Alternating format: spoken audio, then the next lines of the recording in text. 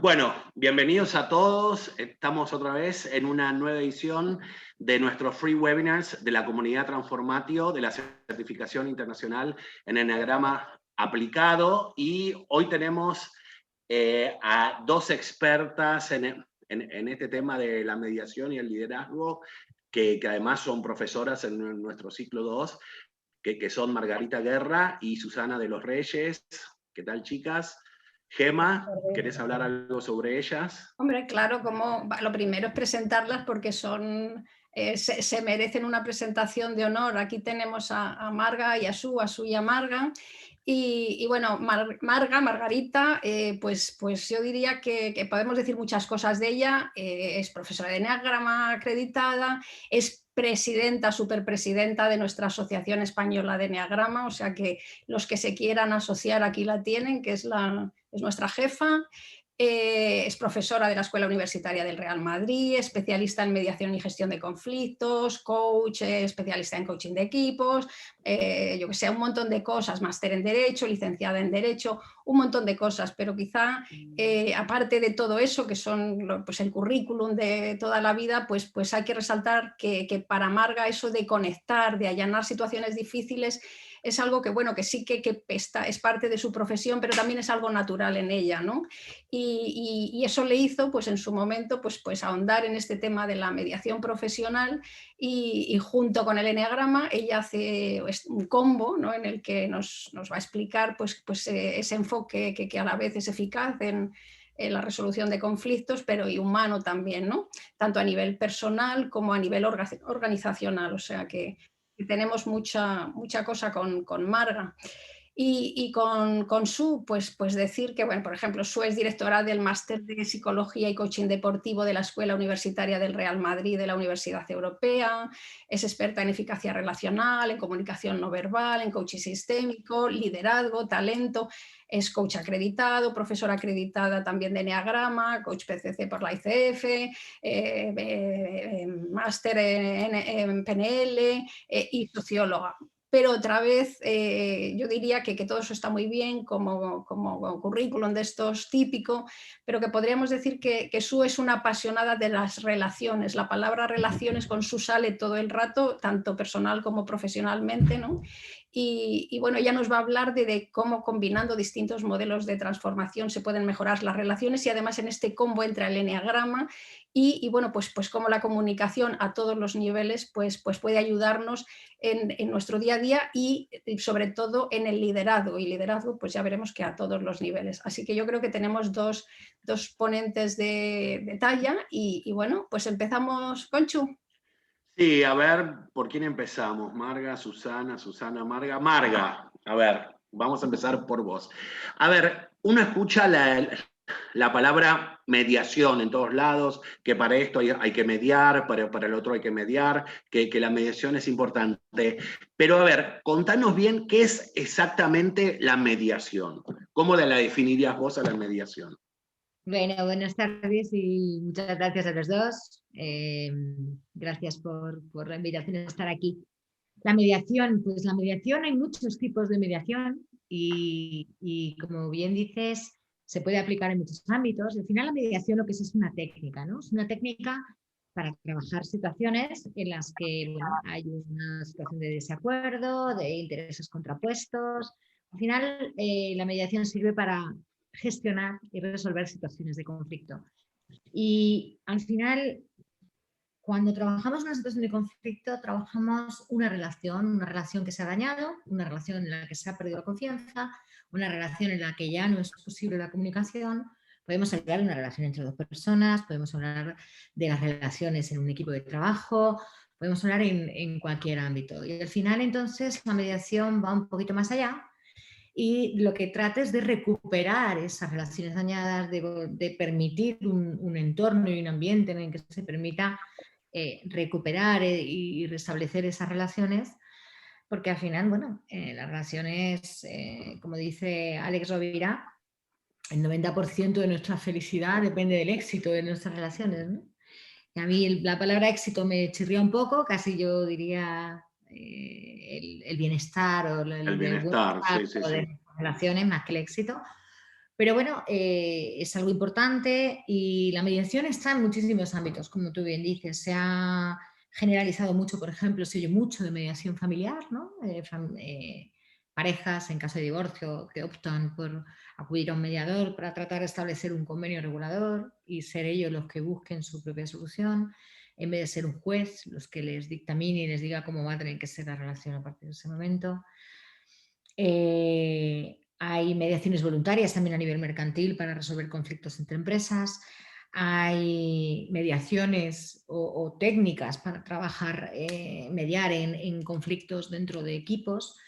Y al final, algo consustancial a la mediación, digamos que sería tratar de aplicar todas las técnicas posibles para despertar la empatía. El ponerse en el lugar del otro, comprender la posición del otro, comprender el por qué y el para qué, la motivación que hay detrás. Y en esto, bueno, el eneagrama es una herramienta extraordinaria, ¿no? Como sabemos, para comprender bien las motivaciones. Bien, ¿y qué pasa entonces en el tema de los conflictos? ¿Tenemos conflictos habitualmente? ¿Qué pasa cuando no nos llevamos tan bien, sea en cualquier ámbito, ¿no? Sea en el ámbito personal, sea en el ámbito laboral, en el ámbito social? ¿Qué pasa con los conflictos?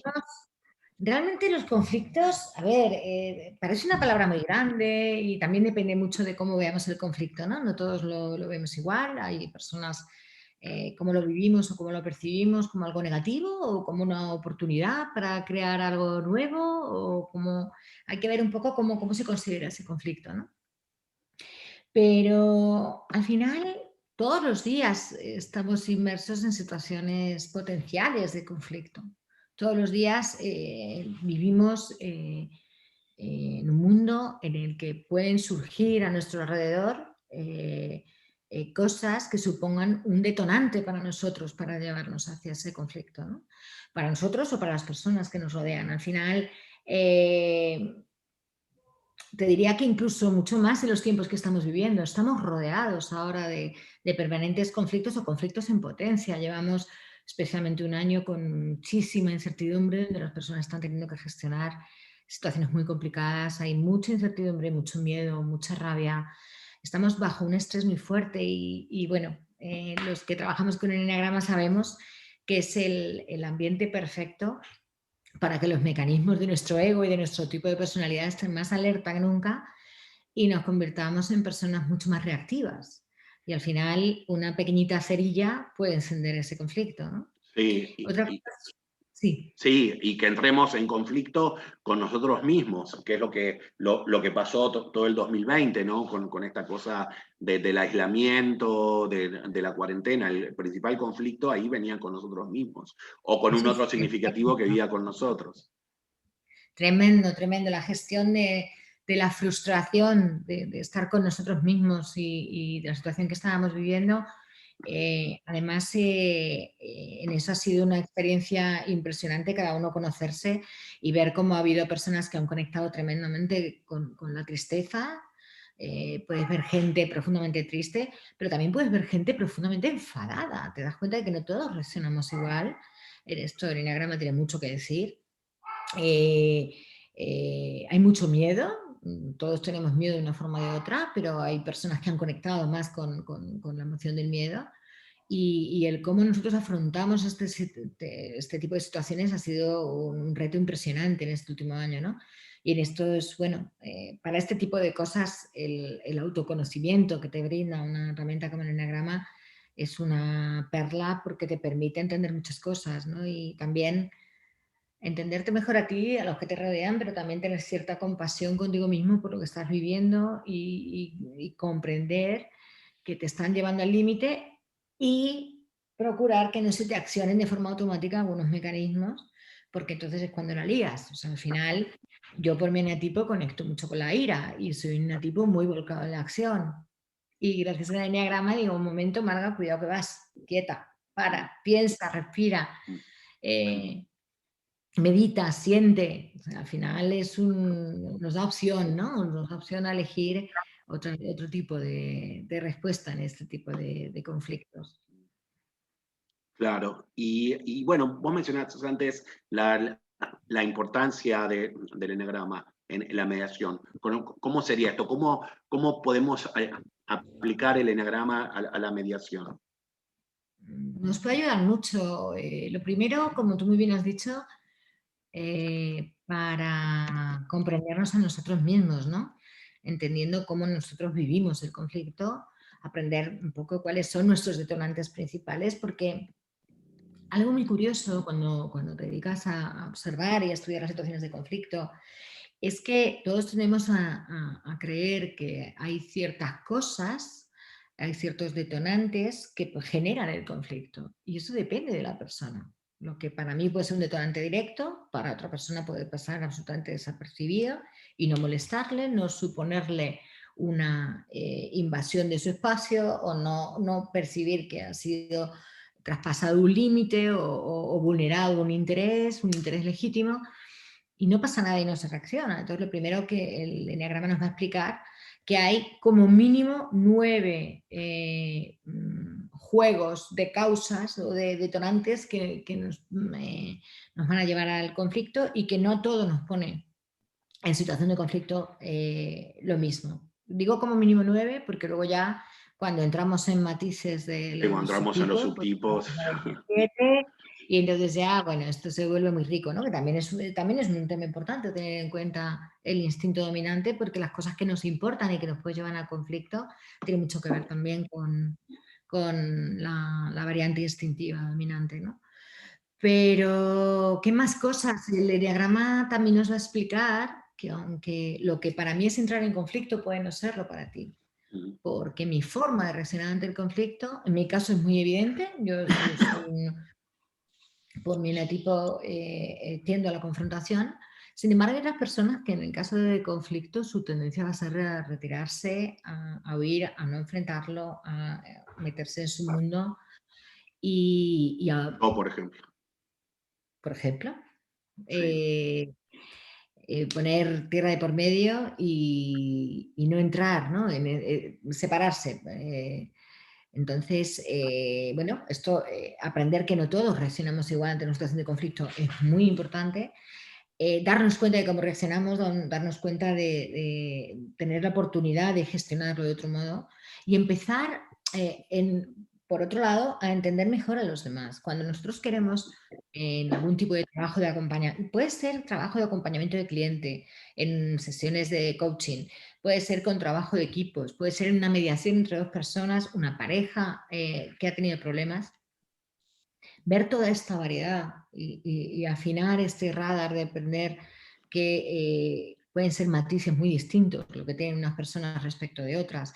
Incluso utilizar el eneagrama a veces es un mapa maravilloso para poder hablar y explicitar y sacar a la mesa temas que sería mucho más difícil hablarlos de forma personal. Quiero decir, si yo tengo 2 personas en una sesión de mediación y después de haber hecho una entrevista, vamos, más o menos la persona se identifica con un determinado tipo, a la hora de compartir cierta información no es lo mismo hablar de la persona en concreto que hablar de su tipo. Estamos exteriorizando cosas que nos van a permitir hablar de reacciones que son del tipo, no tanto de la persona. Despersonaliza mucho el conflicto y permite al otro entender mejor qué está pasando con él. Y no es una cosa de Pepe, que le pasa a Pepe, sino que es una cosa que les pasa normalmente a las personas con el tipo 4, por ejemplo. ¿No?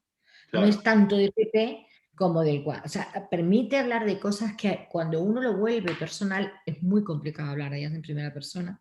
Sí. Entonces permite abrir. En los equipos es absolutamente maravilloso para trabajar situaciones de conflicto porque de repente la gente te pasa un poco como en las formaciones de eneagrama, ¿no? Que hablen todos mucho los ojos y se empiezan a dar cuenta de que no a todo el mundo le importa lo mismo, de que no todo el mundo, de que a lo mejor estoy haciendo no sé qué que le molesta mucho a Pepe porque Pepe es un 2 y resulta que le estoy diciendo todos los días, Pepe, déjame en paz. Entonces empiezan de repente a ver que hay otras formas de ver, que a lo mejor estoy diciendo cosas sin darme cuenta que estoy molestando al otro, o qué tipo de cosas me están haciendo reaccionar a mí. Entonces es una herramienta maravillosa para permitir conversaciones necesarias para resolver los conflictos, pero profundamente incómodas muchas veces, ¿no? Entonces el diagrama nos da la excusa perfecta para poder sacar todo esto que es necesario, aumenta la confianza de una forma exponencial, tanto en mediaciones individuales, una pareja o unos socios, como en el caso de un equipo. De repente las personas se empiezan a ver de otra manera, conectan de otra manera, despierta la compasión por el ser humano que tienes enfrente, que eso es una absoluta maravilla para desactivar el conflicto. Yo ahora mismo se lo mandaría a muchos políticos. Sería fantástico porque tenemos un ambiente de crispación insoportable. Yo me ofrezco a aplicar una sesión gratis cuando quieran porque es horrible el ambiente en el que nos tienen, ¿no? Así que bueno, para mí el eneagrama es que tiene muchas ventajas siempre, pero en el conflicto es un bálsamo especialmente importante. Sí. Además esto de que lo que es un conflicto para vos con tu eneatipo no es un conflicto para mí con el mío, ni para Gema con el suyo. Bueno, a lo mejor para Gema y para mí sí, porque compartimos centro, ¿no? Pero, o para Susana, que es de otro centro, como que lo que es, el eneagrama nos muestra eso, que lo que es el conflicto, a lo mejor algo que para mí, como emocional, es súper grave, para vos, como visceral, a lo mejor te la suda, te coges de hombro. Así es. Así que, bueno, Marga, muy bien. No se preocupen, chicos, que después va a haber una ronda de preguntas y ahí pueden explayarse en todo lo que quieran preguntar. Gema, ¿pasamos a Susana? Pues yo creo que sí, que es de justicia, ¿no? Y con Marga hemos visto el conflicto y la mediación, pero antes de llegar al conflicto podemos hacer muchas cosas, ¿no? Y Su nos viene a hablar pues de la comunicación, de la capacidad para influir en el otro y todo esto en un ambiente, en un contexto concreto que sería el del liderazgo, ¿no? O sea que veis que los dos temas están muy relacionados.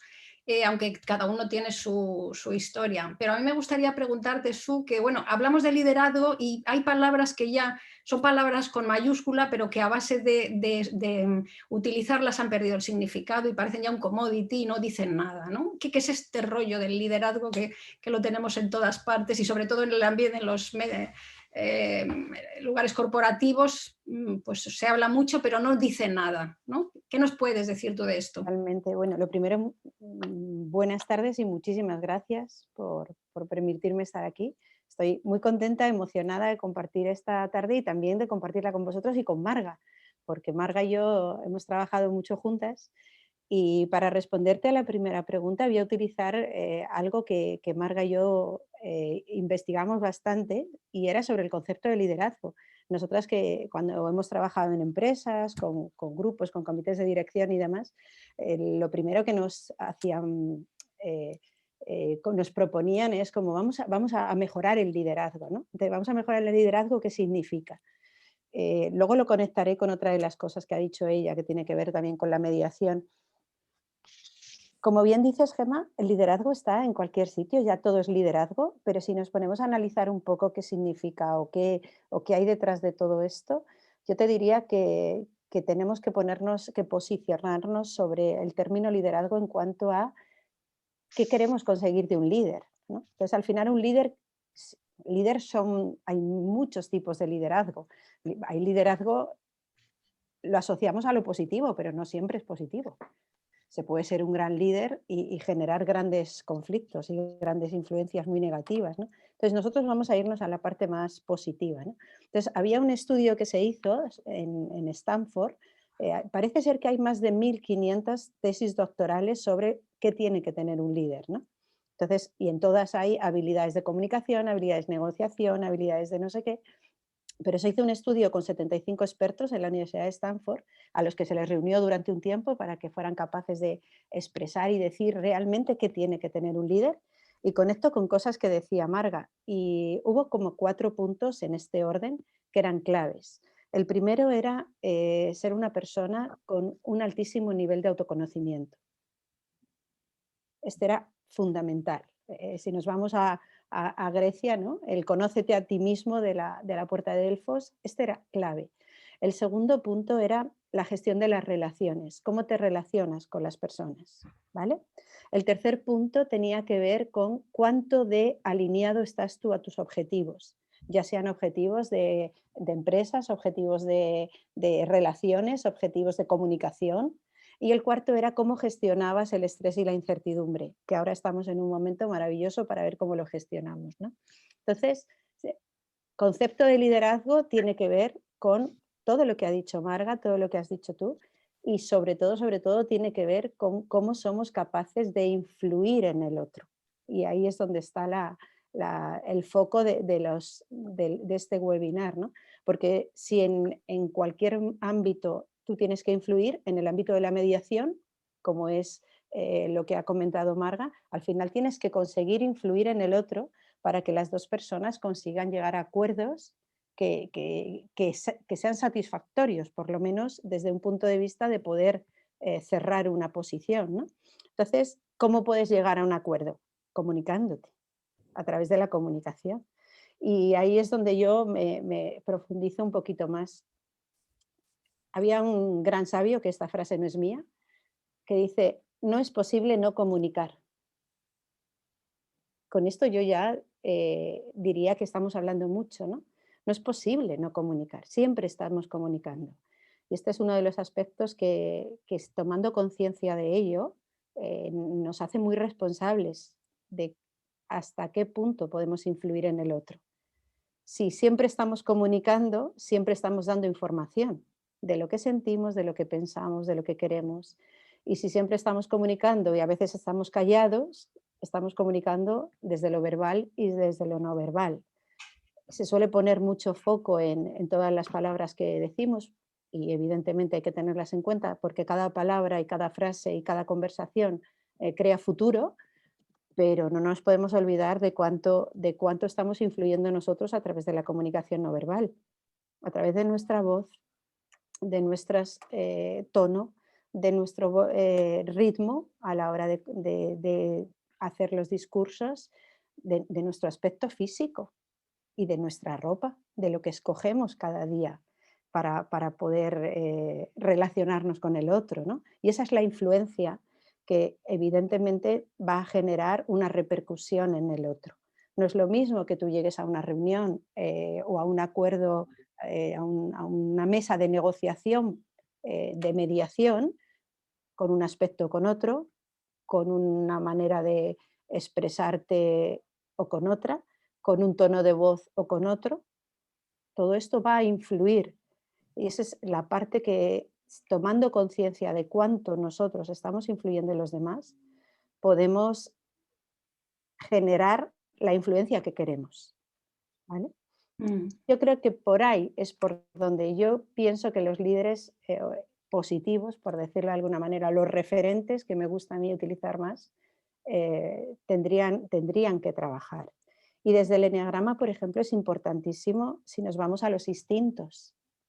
Claro, es que por ahí, ahora te quería yo meter ahí en la cuña y todo esto cómo lo unimos con el eneagrama, ¿no? Claro, pues imagínate, por supuesto que los eneatipos, sin duda, pero por ir un poco más ágiles, los instintos transmiten igual, influyen igual unos instintos que otros en cada eneatipo, es clave. La influencia que tú en una mesa de negociación, un instinto transmisor o sexual, ¿cómo está? Su comunicación no verbal y su comunicación verbal. La influencia puede ser tremenda si no es consciente de cómo él es capaz de hablar o él es capaz de proponer acuerdos o de proponer distintas opciones, ¿no? Y el conservación, tú imagínate, es lo mismo sentarnos en una mesa de negociación con un 2 conservación que con un 8 conservación. ¿Cómo vamos a transmitir cómo vamos a transmitir cada cosa de la que queremos? Es complicado, pero a la vez te da una gran información. Si nos volvemos a ese estudio de Stanford, siendo conscientes de nuestra comunicación, podemos llegar a generar una gran influencia en el otro. Y a través de los instintos, por ejemplo, si tienes estás en una mesa de negociación donde hay, predominan personas con un instinto social predominante, hasta los propios acuerdos van a variar, porque tienen distintos intereses. ¿O he interrumpido, Gemma? No, es que justamente quería, tú que además eres experta en una cosa que a mí me gusta mucho porque es la calidad relacional, ¿no? Una cosa tan bonita. ¿Cómo nos has hablado de liderazgo, nos lo has unido con Eneagrama, pero ahora, cómo el líder del que estamos hablando, cómo puede utilizar esta comunicación, estas relaciones para de verdad influir en su entorno y ser un verdadero líder? Para mí hay aspectos que son como prioritarios, podemos extendernos muchísimo, ¿no? Pero hay aspectos como claves. ¿Cómo influir? Por supuesto, parece una evidencia, ser concreto en las peticiones. Cuando tú eres muy concreto en tus peticiones, no estás generando una nube que se genera en muchas relaciones y que es por la que nos perdemos, que es la expectativa. Si yo dejo muy claro qué es lo que quiero y qué te estoy pidiendo y qué necesito de ti, no hay expectativa posible. Yo Claro, siempre pongo, será siempre mucho más pongo, fácil para unos tipos que para otros. exactamente. Entonces, dependiendo de qué tipos, hay tipos en los que no pueden mostrar su vulnerabilidad, con lo cual les va a costar, les cuesta mostrar su vulnerabilidad, con lo cual les va a costar hacer peticiones, ¿no?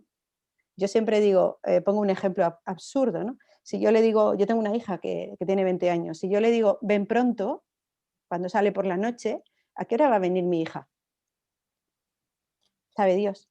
Igual Claro, viene por porque la para ella mañana. pronto, capaz son las 3 de la mañana. Claro, ven pronto, ¿qué significa? ¿Cuántas veces en las organizaciones los mandatos que nos hacen son así? Muchísimas veces.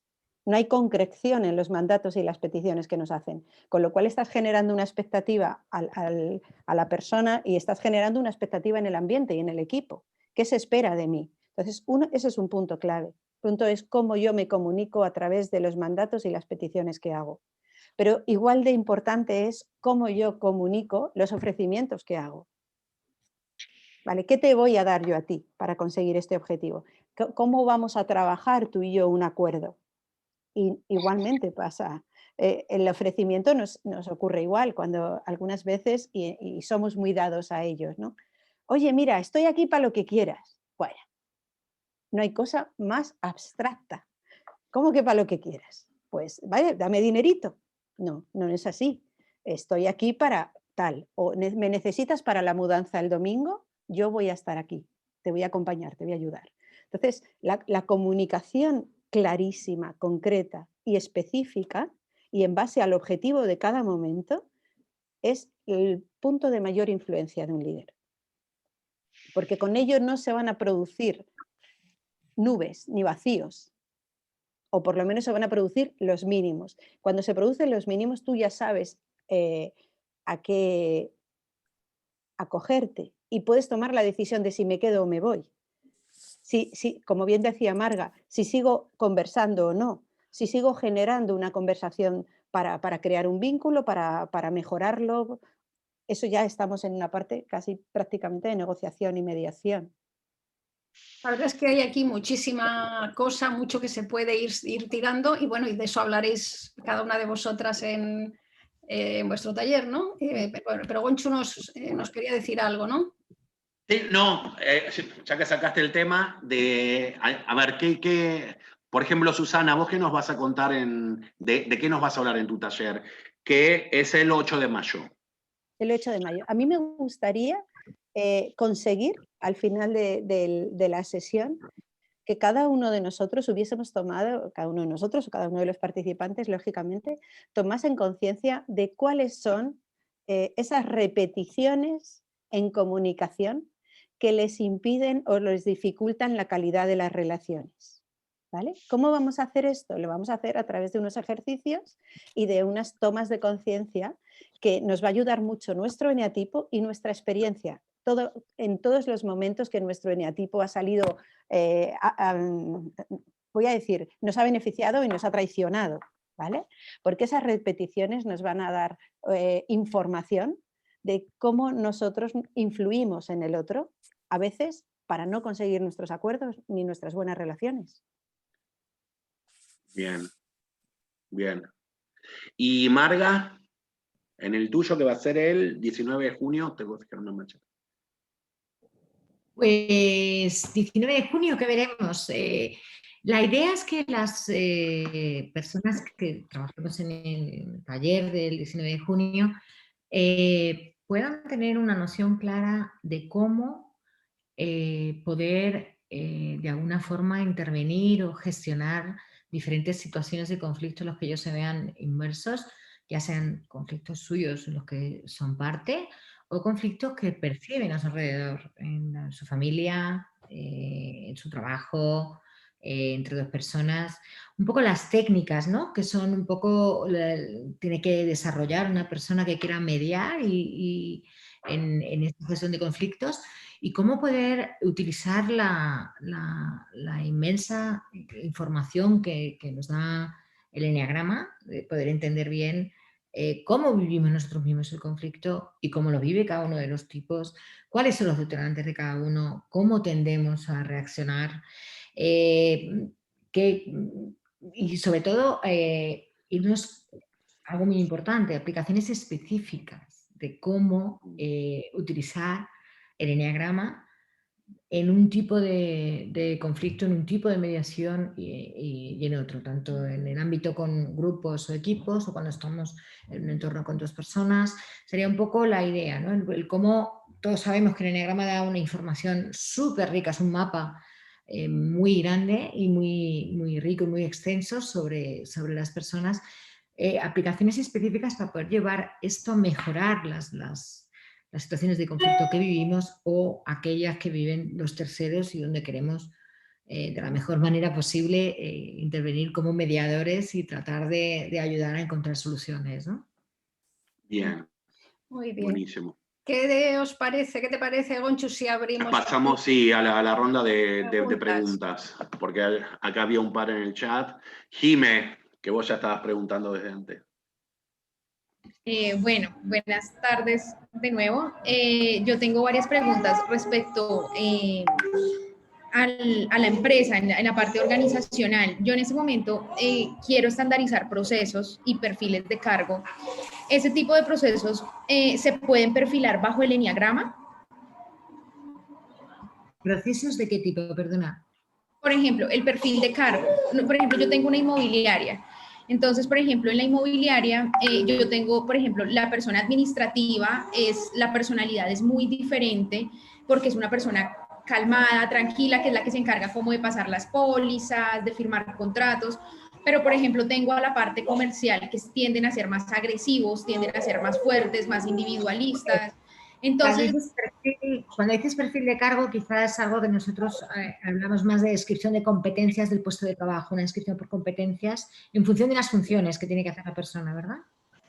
¿Te refieres? Sí. Un poco, ¿cuáles serían las habilidades o las skills más deseables o la actitud también más asociada? Claro, eso se utiliza en recursos humanos, el eneagrama desde hace tiempo en las organizaciones. Se viene utilizando para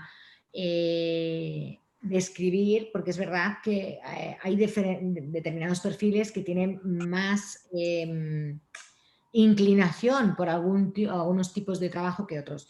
Eso no quiere decir que haya trabajos ideales, o sea, que solo un eneatipo 3 sea el mejor vendedor de la empresa. Cuidado, no tampoco. Ojo con usar el eneagrama para etiquetar y cerrar posibilidades. Tú puedes tener un excelente vendedor, pero el puesto de trabajo 3 sí puede tener ciertas cualidades que podemos identificar con el eneatipo 3. También puede tener ciertas cualidades que podemos identificar con el eneatipo 7, con una creatividad, con una soltura, con un discurso optimista. Puede haber, podemos utilizar, si tú conoces el eneagrama como diría, por cualidades, ¿no? Las cualidades asociadas a cada uno de los tipos, por ejemplo, te pueden servir para definir cuáles serían las cualidades ideales de las personas en función de sus funciones en el trabajo. Yo creo que... Pero no Perdona, Marga, es que me parece un poquito que quizá nos hemos salido del tema en el sentido que Jim está yendo un poco hacia la selección de personal, que podríamos hablar mucho de este tema, pero quizá, y Marga, como tiene mucha experiencia en empresa, nos está dando una pincelada, pero quizás si podemos hacer las preguntas más conectadas con el tema de la mediación, de la comunicación, y a lo mejor invitarlas para otro día para hablar de temas de selección o de otra historia, porque aquí podemos hablar mucho, yo creo. No sé si... ¿Estás de acuerdo, Marga? Sí, la verdad es que nos estamos saliendo un poco del tema y es muy interesante, pero no es exactamente conflicto ni efectivamente. Perdón, otra pregunta entonces es respecto cómo influye o cómo se trabaja la inteligencia emocional desde el eneagrama, o sea, cómo es vista, mejor dicho, porque yo he visto que hay muchos conceptos de inteligencia emocional, como diferentes ramas, entonces pues me gustaría saber en este campo cómo se utilizaría o cómo se ve. Pero Jime, otra vez, salvo que aquí nuestras dos invitadas quieran ahondar en el tema, no estamos hablando de esto ahora. Yo sé que tú tienes ahora muchas dudas porque estás en un momento de ebullición. A lo mejor las podemos listar e incluso hacer otros webinars para responder a todas ellas. Pero ¿tendrías alguna pregunta más relacionada con la mediación o con la comunicación y la influencia y el liderazgo y toda esta bola? O sea, yo voy con lo de la inteligencia emocional respecto al liderazgo, porque por ejemplo, para uno pues ser un buen líder, obviamente uno tiene que tener control o manejo o una buena gestión de las emociones, porque pues las diferentes personalidades, lo que ustedes decían ahorita, o sea, de pronto lo que para alguien, por ejemplo, lo que para mi esposo es normal, para mí puede ser chocante o viceversa. Entonces, ¿cómo influye? Pues es la pregunta mía, ¿cómo influye las emociones o la inteligencia emocional en el... Yo te respondo, Jimena. Pero mira, lo primero es que yo tendría que saber qué hay detrás del concepto de inteligencia emocional para ti, ¿vale? Yo no sé qué estás pensando tú cuando hablas de inteligencia emocional, pero me voy a quedar con lo último que has dicho. ¿Cómo influye las emociones en el liderazgo? Es que ¿existe comunicación sin emociones? No existe. Es imposible. Siempre hablamos desde la emoción. Lo que hay que conocer y regular la emoción, que no gestionarla, regularla. Porque sin una buena, por utilizar emociones básicas, sin una buena ira, no vamos a ser un buen líder. ¿Vale? Si no regulamos muy bien la ira, uy, qué cejas. Recuerda que soy experta en comunicación no verbal y me acabas de descubrir. ¿Vale? Te acabas de descubrir.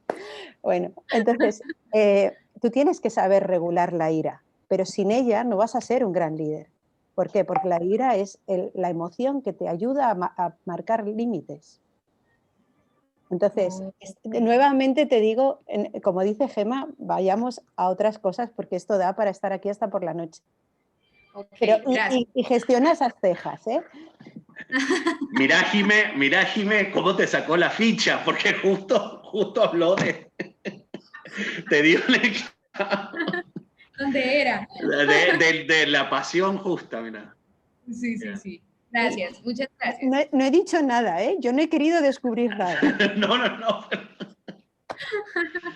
Y Jime, si quieres, proponnos, y lo digo para ti y para todos, que estamos abiertos a realizar otros webinars con temas que os interesen. O sea, que nos escribís y nos pedís los temas y a lo mejor... Sí, y armamos webinars.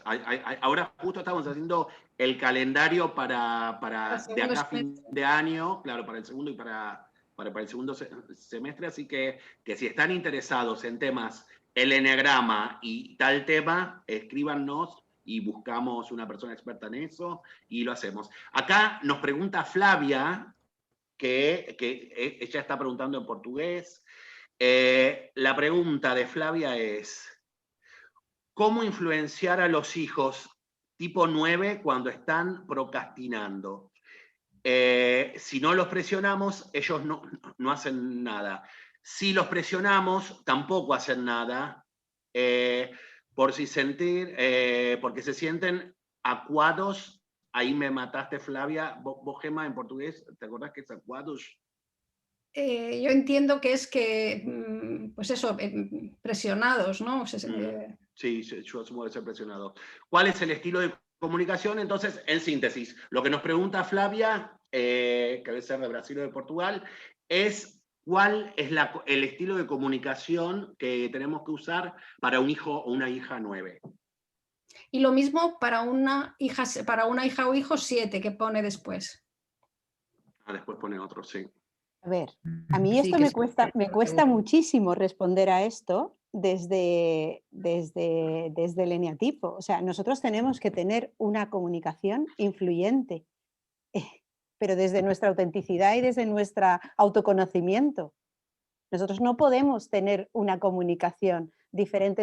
Yo tengo distintos hijos, tengo 2 y no es que sean eneatipo diferentes, son especies diferentes casi. Y yo no puedo gestionar la comunicación desde cómo es mi hijo. Yo lo que puedo hacer es generar una comunicación y una relación que sea de calidad para llegar a acuerdos con un eneatipo o con otro, pero igual que con los adultos. ¿Me explico? O sea, ¿qué vas a hacer? Con el 7, tú lo que tienes que hacer es, y lo ha dicho Marga nada más empezar, entender y comprender. Comprender al otro. Si no comprendes al otro, no vas a poder comunicarte con él de una manera de calidad y eficaz, porque estás poniéndote en cómo tú quieres que reaccione ese 9. Ese 9 se va a narcotizar y va a estar ahí narcotizado unas veces con una cosa y otras con otra. Si tú no entiendes que esa es su manera de vivir, no vas a poder convertirle en un 7 o en un comportamiento 7, tienes que hablar desde ti. Entonces, ¿cómo te comunicas con un eneatipo 7 o cómo te comunicas con un eneatipo 9? Te comunicas desde la autenticidad, desde ti, desde el autoconocimiento de ti y desde entender al otro. Hay 3 puntos clave. Uno es comprender en el proceso de transformación, uno es comprender al otro tiene que ver con la persona, con la manera en la que yo gestiono cómo es el otro de diferente a mí y el punto intermedio de cómo es la relación entre ambos. Pero si yo no sé cómo me comunico yo, lo que voy a estar es, en determinados momentos, incluso haciendo filtros que no son de autenticidad, son filtros de juicio. Pero ¿cómo puedes influir? Lo primero, comprendiendo, entendiendo al otro. ¿Y a ti? ¿Y qué te está envenenando a ti del eneatipo 9? ¿Y qué te está a ti trastornando de un eneatipo 7? Yo que soy de un centro mental, os podéis imaginar cuando tengo un eneatipo visceral que no tiene nada que ver conmigo en determinados puntos, pues tendré que entender que el otro no está haciendo nada el otro jueves. Lo que está haciendo es vivir desde su eneatipo, igual que yo. Claro, Flavia nos dice que ella también es mental, que te está entendiendo lo que dices, pero que es un proceso realmente difícil, ¿no? Muy complicado, pero ese es nuestro trabajo, nuestro proceso de transformación es entendernos nosotros. Yo todo lo llevo a la cabeza. A Marga, que me conoce mucho, y Gemma también, todos me dicen que pienso en Estel. Vale, yo pienso en Estel, pero los demás no piensan en Estel. Entonces yo no puedo pretender que los demás piensen en Estel. Y desde esa comprensión es desde la que yo me tengo que comunicar con mis hijos o con mi pareja o con mi jefe. El tema de las relaciones y con los hijos ya, pues aquello es el problema elevado a la enésima potencia. Nos daría para 20 webinarios más, pero yo, muchas gracias, Su. Y más aún con los hijos, cuidado, que se nos va la mano, pero ¿de qué manera? ¿De qué manera? Y gracias, Su. Y Bea tiene una pregunta, pero no le funciona la mano. Sí, gracias, Gonzalo. Sí, yo os quería preguntar, pediros alguna recomendación de cómo hacer para cuando quieres intentar precisamente mediar en, pues no sé, en una conversación de equipo o en una conversación quieres comunicarte de verdad eficazmente con una persona, utilizando las herramientas o la sabiduría que nos da el eneagrama para hacer esa aproximación como más afinada, más certera, pero la otra persona no sabe nada de eneagrama, no es concreta o no, o sea, es difícil que realmente sepas desde dónde respondes, de qué centro, desde qué eneatipo, porque puedes estar jugando por comportamientos tampoco te Pero, da ¿tú seguridad. qué quieres conseguir en eso que tú estás pensando ahora mismo? Porque seguro que se te ha venido a la cabeza algún ejemplo concreto. ¿Qué No, quieres la verdad es que no, conseguir? no tenía ningún ejemplo concreto. Pues comunicarte con alguien donde no te estás entendiendo en alguna situación, porque precisamente hay esas gafas, ¿no?, de cada de donde el otro te está hablando, y vamos a suponer que tú tienes un poco de autoconocimiento, estás intentando regular esto, pero eres capaz de adaptar eso también o de ese entendimiento del otro para ver desde dónde está hablando, qué le preocupa, porque no te lo deja ver y además pues no puedes hablar de eneagrama porque no lo conoce. ¿Cómo hacer? Utilizando lo que sabes de eneagrama, ¿cómo hacer para traspasar un poquito de la barrera? Pero ¿cómo hacer contigo? Porque con el otro tiene su historia. O sea, tú puedes comunicarte con el otro desde tu autoconocimiento, desde tu eneatipo. Lo que no podemos, y no creo que estés, igual me equivoco a lo que te voy a decir, lo que no podemos es estar nosotros hablando con el otro desde el eneatipo del otro, si encima el otro no sabe cuál es su eneatipo. O sea, nosotros tenemos que hablar desde el nuestro, desde ver cuáles son nuestros filtros. Sí, pero para entender lo que hablabais también de la compasión y entender al otro, qué es lo que le está molestando, cómo lo está viviendo, estas pistas que nos daría saber el eneatipo con toda la buena intención del mundo, si realmente es capaz de saber esto, cómo... Hombre, yo te diría que para mí la clave está en la escucha, en lo que dice y en lo que no dice, ¿vale? En la escucha en su sentido más amplio. Cuando una persona no te responde a un WhatsApp, cuando una persona no te responde a una llamada, cuando alguien te deja tirado o cuando en una conversación de trabajo de repente alguien se levanta y se va, yo te diría que tienes que analizar una parte de ti, que he podido hacer yo, esa parte de autoconocimiento de que yo no soy, igual soy responsable de algo, pero no significa que tú puedas hacerte responsable de toda la relación, porque el otro igual no conoces esa parte de él. Entonces yo te diría escuchar, pero escuchar en el sentido más amplio. Y escuchar los ritmos. A mí me parece que posiblemente yo te diría que de las cosas más clave son los ritmos, escuchar los ritmos del otro, porque solemos trabajar desde el nuestro. Beatriz, te diría que si estás hablando de cómo tú poder mediar en un conflicto en el que tú eres parte, o bien un conflicto que decías en un equipo o en un grupo, ¿no? El poder, cómo aplicar el eneagrama. Ahí necesitas tirar de las técnicas propias de la mediación. Y la más importante de todas, la primera, es la escucha activa que te ha mencionado Susana. Aprender a escuchar activamente. Hay la técnica del parafraseo, de aclarar muy bien qué quiere decir el otro, de aprender a entender un poco qué hay detrás, para qué motivación hay. Una cosa es lo que queremos y otra cosa es para qué o por qué lo queremos. Tú y yo podemos pedir cosas diferentes y pelear por algo distinto, pero ¿qué creemos que nos va a aportar eso? Lo que hay detrás de lo que estamos pidiendo es lo que habla más, por ejemplo, de nuestro eneatipo. Si es un conflicto en el que tú estás inmersa con otra persona, pues claro, no le vas a dar una clase de eneagrama. Ahí tendrás que utilizar el conocimiento que a ti te da el eneagrama para abrir un poco el radar y tratar de entender en función de lo que te pide esa persona y de lo que te habla. Hay que escuchar mucho y entender qué es importante en la situación para esa persona.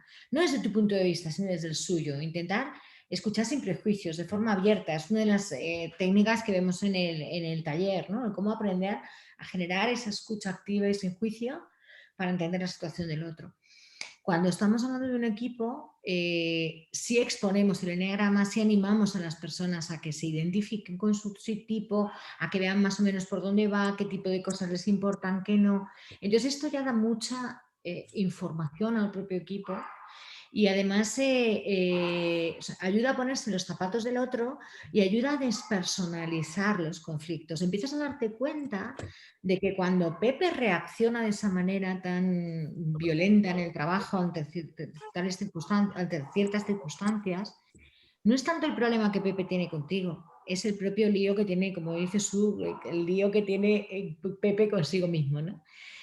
Todos tenemos nuestro lío, todos tenemos nuestros problemas y reaccionamos a cosas que nosotros llevamos dentro de la cabeza o a nivel emocional, no tanto a lo que hace la otra persona.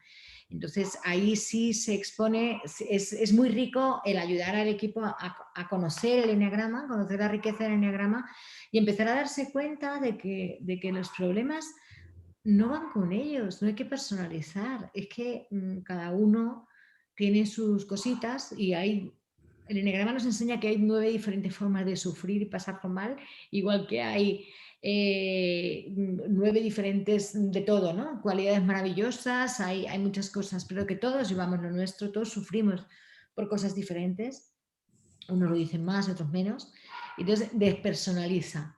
Pero en un equipo sí es importante que el equipo conozca el eneagrama, hay que introducirlo, ¿vale? Ahí sí. No sé si te Gracias. aporta algo. Sí, Sí, además, muchas gracias a fíjate, los dos.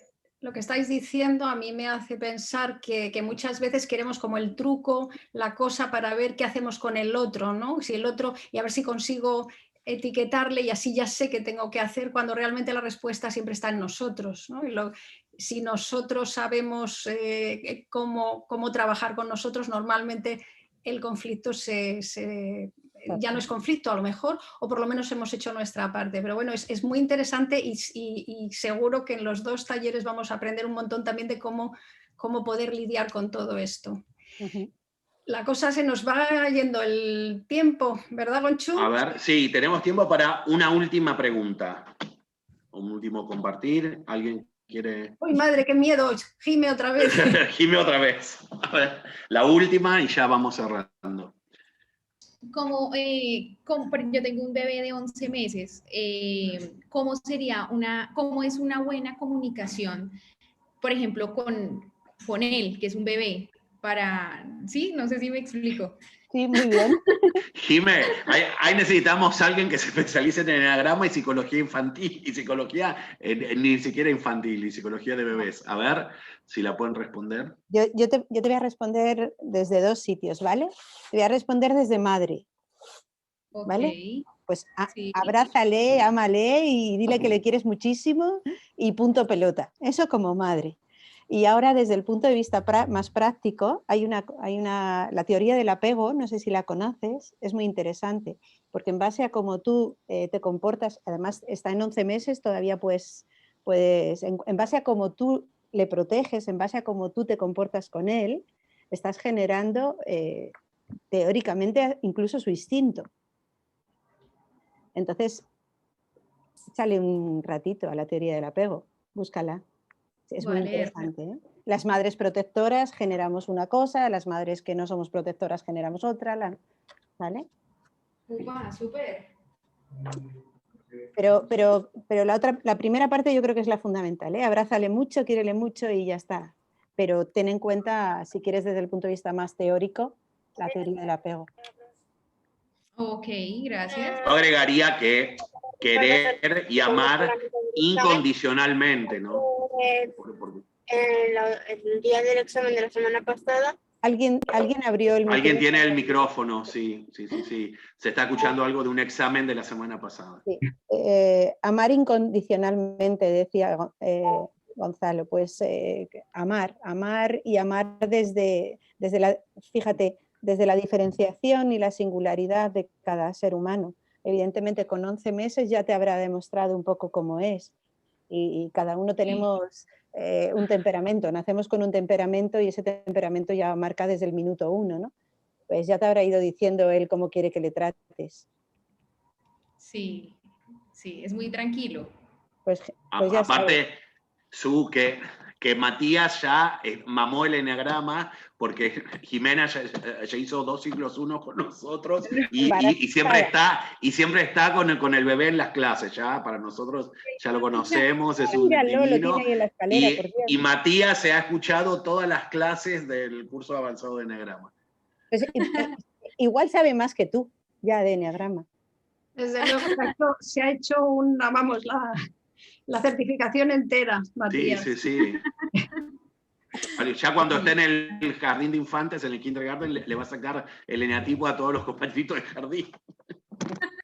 Pues yo te diría, Jimena, que como mami también que soy, desde luego desde el eneagrama, amor incondicional, eso es lo más importante, aceptación incondicional de cómo es, y que sepas que le ves como es, que no ves lo que falta, que ves lo que hay, y que le observas y que le ves crecer y que bueno, que estás ahí, porque a veces nos cuesta un poquito ver, porque tenemos una vida un poco loca con la atención en 27 cosas, te lo digo por mis propios hijos, que al final dedicarles un tiempo te observo, te veo jugar, te veo cómo creces, te veo cómo avanzas, es importante, ¿no? Es importante dárselo sin pantallas ni otras distracciones, un ratito que sea porque él se ve en tus ojos, él va a crecer como personita viéndose en los ojos de su mamá y de su papá, pero fundamentalmente de su mamá.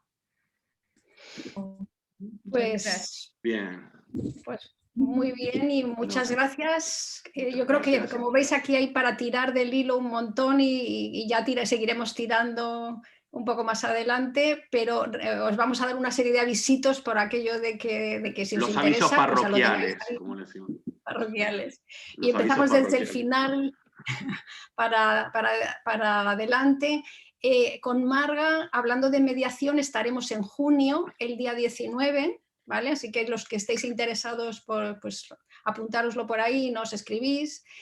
Con Su estaremos hablando de comunicación y de influencia positiva y todo esto que hemos hablado de liderazgo, el 8 de mayo, ¿vale? Y tenemos el próximo taller, que es control del estrés y autorrelajación consciente, con Luisa Vela, que ya la hemos tenido en otro En webinar. 2 webinars se las tuvimos. Sí, el 20 de marzo.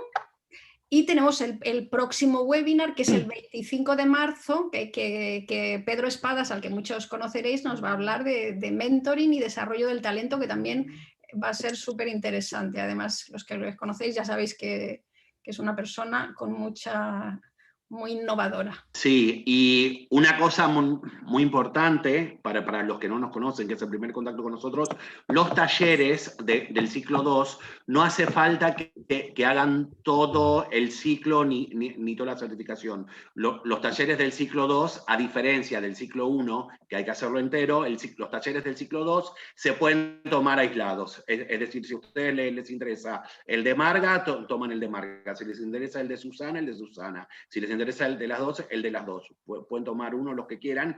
Después, en el futuro, si eventualmente les interesa certificarse, esos talleres sueltos que han tomado, se les cuentan las horas para la certificación. Pero no es que tienen que hacer todo el ciclo 2, ¿no? Los pueden tomar los talleres aislados. Bueno. A diferencia del ciclo 1, que sí hay que hacerlo entero, que es el curso avanzado de Enneagrama, que hay que hacer desde el principio hasta el final, ¿no? Bueno, ya que está aquí Marga, y vamos a decir que los que no seáis asociados de la Asociación de España, que se asocien. Y los que estáis fuera de España también os podéis asociar. O sea que bueno, que adelante, que hay muchísimas cosas que también la asociación hace, como aparte de estos parecidos a estos webinares. La verdad que yo te quiero felicitar, Marga, porque están haciendo, en la IA España, están haciendo unas actividades impresionantes. El Más que 9, que a mí me encanta, y todas otras cosas. Así que... Muchísimas gracias. El Más que 9 es una maravilla, pero sobre todo que la gente vea el del eneatipo 2 y eneatipo 3, que seguro que van a haber caras conocidas en esos Más que 9. Tengo la suerte de contar con vosotros y Gemma habla de la asociación como si no tuviera nada que ver, pero está en la junta directiva conmigo allí currando como una leona. Yo soy un peón, tú eres la superjefa. Somos equipo.